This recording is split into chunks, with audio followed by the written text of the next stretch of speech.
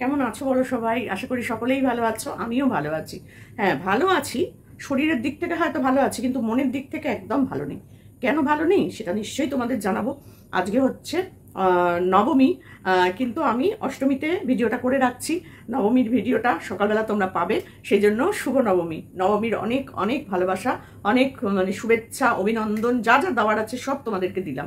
নিশ্চয়ই পুজো তোমরা খুব আনন্দ করে কাটিয়েছো। আমি কোথাও যাইনি এবারে, আমাদের বাড়ির নিচেই পুজো, সেখানেই কাটিয়ে দিচ্ছি সময়, ব্যাস। এই আর একটা দুটো এই পাশেই দুটো পুজো আছে, এই কাট করে আমার দিনগুলো কেটে যাচ্ছে। মণ্ডপে বসে গল্পগুজব করছি, মায়ের সাথে কথা বলছি, ব্যাস এই আমার পুজোর দিন কাটানো। তো চলো তোমরা সবাই আনন্দ করে কাটাও, তোমাদের ভিডিও দেখে দেখেই আমার সময়গুলো কেটে যাচ্ছে। তো চলো, যাকে নিয়ে বলতে এসেছি তাকে নিয়ে তো বলতেই হবে। আমার রোহনকে নিয়ে ভীষণ ভীষণ ভীষণ মাথা গরম হয়ে যাচ্ছে। রোহনকে যা যা বারণ করা হচ্ছে, রোহন সেই কাজগুলোকেই জানি না কেন সোনামার সাথে বেশি করে করে করছে। কেন রোহন? উত্তর দিও তো। আমার এই ভিডিওটাতে তোমার উত্তর আমি অবশ্যই চাই। বিশ্বাস করো, এই ভিডিওটার উত্তর যদি তোমার দেওয়ার থাকে, তুমি আমাকে উত্তরটা দেবে কমেন্ট বক্সে। কিছুদিন আগে সোনামার হাতে র্যাশ বেরিয়েছিল, তুমি নিশ্চয়ই জানো। শুধু তুমি না, আমরা প্রত্যেকে যারা তোমার ভিডিও দেখি তারা আমরা প্রত্যেকেই জানি যে কেন র্যাশটা বেরিয়েছিল। হাতে মেহেন্দি লাগানোর জন্য। আর এই মেহেন্দি কিন্তু তুমি নিজের হাতে তোমার মেয়েকে পরাচ্ছ, কিছু বলার নেই। একটা ছোট্ট ওইটুকুনি বাচ্চা, যার স্কিনটা কিন্তু ভীষণ সেন্সিটিভ, আমি ওর স্কিনটা দেখে এসেছি, প্রচণ্ড সেন্সিটিভ স্কিন। একটু কিছু 19-20 হলেই ওর র্যাশ বেরিয়ে যাবে, ঘা হয়ে যাবে, এইরকম টাইপের স্কিন ওর। সেখানে তুমি ওকে মেলার মধ্যে নিয়ে গেছো, কোনো ব্যাপার না, মেলায় যেতেই পারে বাচ্চা, কিন্তু তাই বলে ওকে দুটো হাতের এত দূর অবধি, প্রায় এই যে এতটা করে এই যে দেখা যাচ্ছে তো, এতটা করে তুমি ওকে সেই রকমই মেহেন্দিগুলো পরাচ্ছ। এই মেহেন্দিগুলোর মধ্যে কেমিক্যাল ভর্তি, আর এটার জন্যই কিন্তু আগের বারে ওর হাতে র্যাশ বেরিয়েছিল। সত্যি আমার কিছু বলার নেই। তোমাকে প্রচুর বারণ করা হয়। তোমাকে প্রত্যেকটা ভিউয়ার্স, তোমার ভালোবাসার ভিউয়ার্সরা তোমার কমেন্ট বক্সে লেখে, কিন্তু তুমি সেই কমেন্টগুলো একটাও পড়ো না। তুমি অনেক বড় ক্রিয়েটার, মানতেই পারি, অবশ্যই মানবো, তুমি অনেক বড় ক্রিয়েটার আমার থেকে, কিন্তু বয়সে তো তোমার থেকে আমরা অনেকেই বড়, তাই না? তো আমরা কখনো চাইবো না তোমার আর তোমার মেয়ের কোনো ক্ষতি হোক। তো সেখানে দাঁড়িয়ে তুমি আমাদের কথা শোনার কোনো প্রয়োজনই মনে করছো না, এটা তো ঠিক না। বড্ড কেমন যেন অপমানিত অপমানিত লাগে আমাদের, জানো। সত্যি বলছি, আমরা প্রত্যেকেই তোমাকে ওখানে লিখি, আমি লিখি না, আমি ভিডিও করি, আর যারা ওখানে ভিউয়ার্স তারা লেখে যে এরকম করো না, ওরকম করো না, বাচ্চাটাকে ভয় দেখিও না, বাচ্চাটাকে এটা খাইও না, বাচ্চাটাকে রোদ্দুরে নিয়ে বেরিও না, বাচ্চাটাকে ওটা করো না।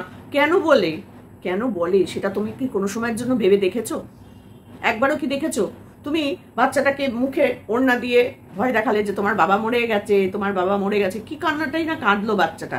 কেন বলো তো? ও জানে যে তুমি ছাড়া ওর কেউ নেই। আমার মনে হয় তুমি জানো না, অবশ্য তোমার তো সবাই আছে, সোনামা ছাড়াও তো তোমার বাবা মা ভাই বোন আত্মীয় স্বজন সবাই আছে, কিন্তু সোনামার যে কেউ নেই, আমার মনে হয় তুমি মাঝে মধ্যে সেটা ভুলে যাও। সত্যি বলছি, মনে হয় মাঝে মধ্যে। আজকে আমি খুব রাগ নিয়েই বসেছি ভিডিওটা করতে, আজকে আর আমার হাসি মুখ নেই। এমনিতে সোনামার ভিডিও করতে গেলে আমি একগাল হাসি নিয়েই বসি, আর আমার হাসি দেখে তোমরা বুঝে যাও যে আমি সোনামার ভিডিওই করতে এসেছি। কিন্তু বিশ্বাস করো, আজকে কেন জানি না আমার রোহনের ওপরে প্রচণ্ড প্রচণ্ড রাগ। এক তো বাচ্চাটাকে ওই রকম মুখ ঢেকে ওটা করেছে যে বাবা মরে গেছে বলে বাচ্চাটাকে ওরকম কাঁদিয়েছে। দ্বিতীয়ত হচ্ছে গিয়ে মেলার মধ্যে নিয়ে গেছে, ওটা বাচ্চাটাকে কাঁদানোর আগের ভিডিও, কিন্তু মেলাটা কিন্তু আগের দিনের ভিডিও, কারণ যখন বাচ্চাটা কাঁদছিল তখনও ওর হাতে এতদূর অবধি মেহেন্দির দাগ ছিল। আমি কিন্তু সেটা লক্ষ্য করেছি, কিন্তু আমি কিছু বলিনি। আমি এই পরের ভিডিওটার জন্য অপেক্ষা করছিলাম, যে আমি দেখতে চাই যে ওই দাগটা কিসের জন্য হয়েছে, মেহেন্দিটা ও কোথায় পরিয়েছে। 6:30 ভিডিওটা আসবে বলে ভিডিওটার টাইটেলে দেওয়া ছিল, আমি ওটার জন্য ওয়েট করছিলাম যে নিশ্চয়ই এমন কোনো কিছু হয়েছে বা গেছে বা কেউ এসেছে, সে ওকে আবার এই মেহেন্দিটা পরিয়েছে। আমি এই ভিডিওটার জন্যই অপেক্ষা করছিলাম। ঠিক তাই হলো, ঠিক তাই। তো যাই হোক, সোনামাকে নিয়ে মেলায় এসেছে রোহন, খুব ভিড় মেলার মধ্যে। পুজো টুজো হচ্ছে চারিদিকেই, তো এখন পুজো, সবাই অনুরোধ করে ঈদের দিনে যেমন সোনামাকে দেখাও, সেরকম পুজোতেও সোনামাকে নিয়ে একটু ঘোরো ফেরো। সেই কথা রাখতে সোনামাকে নিয়ে বেরিয়েছে হচ্ছে রোহন মাসির ছেলেকে নিয়ে। ভালোই লাগছিল, সুন্দর বেশ ঘুরছিল, মানে এলো। সব থেকে ভালো লেগেছে, সবসময় খারাপটা বললে তো হবে না, একটু ভালোও বলতে হবে নিশ্চয়ই। রোহনের ভালো কাজটা তো অবশ্যই বলতে হবে, খারাপটা আগে বলে নেবো, তারপর ভালোটা বলবো। তো ভালো কাজটা আমি পরে বলবো, আগে রোহনকে আমি বকে নিই, রাগটা মাথা থেকে কমিয়ে নিই, তারপর ভালো কাজটা অবশ্যই বলবো।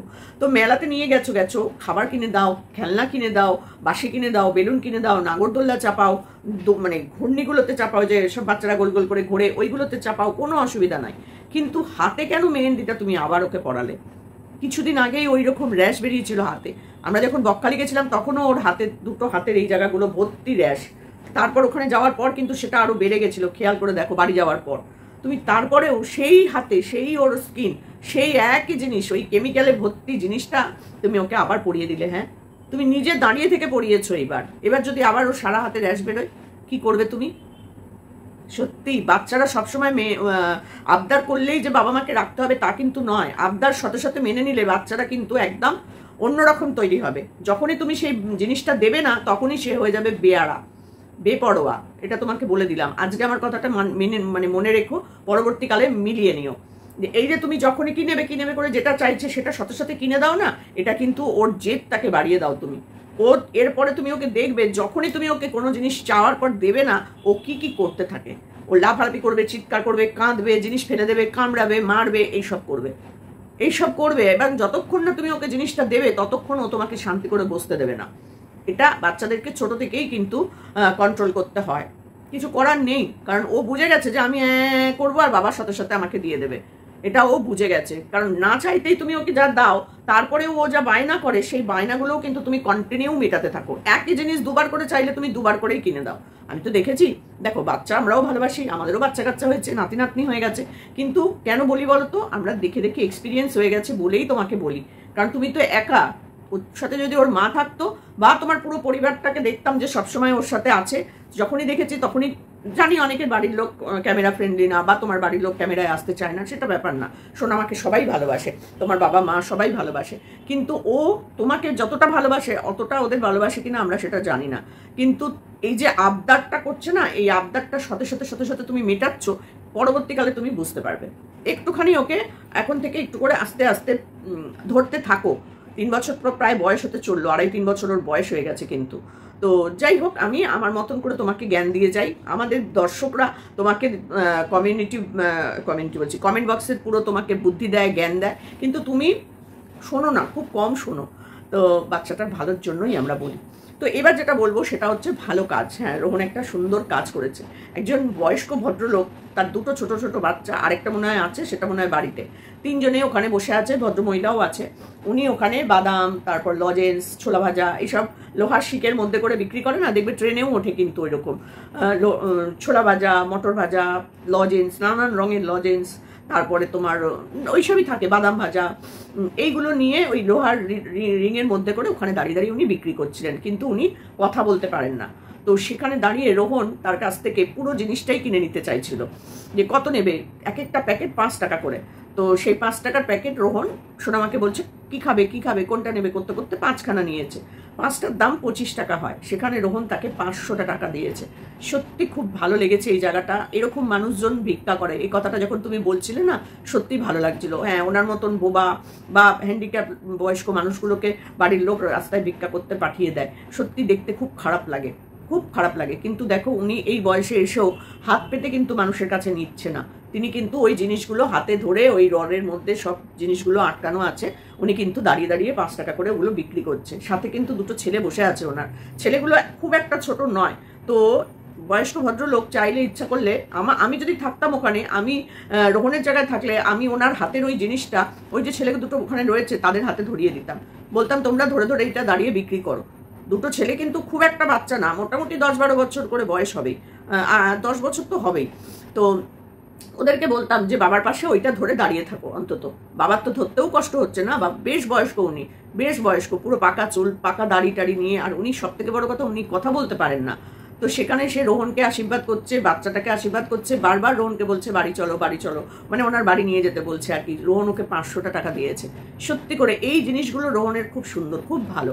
এই যে মানুষকে মানে 500 টাকা দিয়ে দেওয়া, এখানে কোনো মানুষই দেবে না। 5 টাকাই বেশি দেবে না, অসম্ভব ব্যাপার। খুচরো যদি 2 টাকা না থাকে, সেই 2 টাকা ভাঙিয়ে অন্য লোকের থেকে ভাঙিয়ে এনে হলেও নিয়ে ছাড়বে। তো সেই জন্য সেখানে 500 টাকা দিয়েছে। 5 টাকার মানে 25 টাকার জিনিসে 500 টাকা দিয়েছে রোহন। এটাতেই বোঝা যায় রোহনের মন মানসিকতা সত্যিই অনেক বড়। সে যে মানে অসহায় মানুষের জন্য কিছু করে, এটা কিন্তু তার প্রমাণ। তার মনটা তাদের জন্য মানে কষ্ট পায়। তো যাই হোক, সবকিছু দেখে এই জায়গাটা খুব ভালো লেগেছে। সোনামাকেও খুব ভালো লাগছিল, ঘুরছিল ফিরছিল, আনন্দ করছিল। অত লাইট, অত লোকজন দেখে সোনামার খুবই ভালো লাগছিল। কিন্তু আমার ওই জায়গাটা গিয়ে খুবই খারাপ লেগেছে, যেখানে তুমি ওকে হাতে ওই মেহেন্দিটা পরালে, আবার না ওর হাতে র্যাশ বেরিয়ে যায়।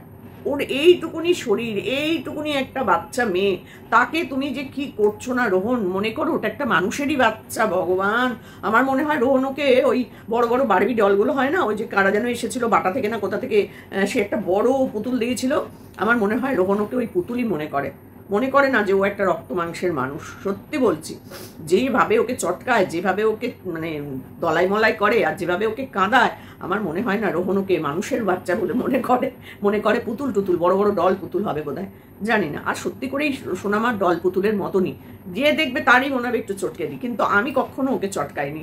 আমি ওকে দুধ থেকেই দৌড়াদৌড়ি, হাত ধরে ঘোরা, খাওয়ানো বসানো সব করেছি, কিন্তু ওই চটকা মটকা ওটা আমি কখনো করিনি। আমার কোলে পুরো শুয়ে ঘুমোতে গেছে, আমি শুধু ওকে দেখেছি, একটু করে গালটা এরকম করে হাত দিয়েছি। কিন্তু অনেকে আছে না এরকম করে গাল চটকায়, এই আমার একদম ভালো লাগে না, আমিও করি না।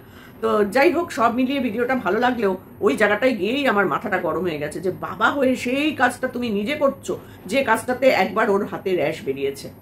দর্শকরা, তোমরা আমাকে কমেন্ট করে অবশ্যই জানাবে যে কথাটা আমি ভুল বললাম কিনা। যে বাচ্চার হাতে একবার র্যাশ বেরোয় ওইটা লাগানোর পর, আর সত্যি করে ওই কাদা ওই যে জিনিসটা, মানে মেহেন্দির মতন ওই যে কেমিক্যাল লাল লাল, ওই এটা কি যেন তামাকু না কি বলে, দাঁত মাজে কি, ওটাকে কি বলে আমি জানি না, গুড়াকু ওই রকম দেখতে ওই জিনিসটা অনেকটা। ওই মেহেন্দিটা মনে হয় যেন খানিকটা গুড়াকু নিয়ে ওই ছাপের মধ্যে লাগিয়ে হাতের মধ্যে লাগিয়ে দিল।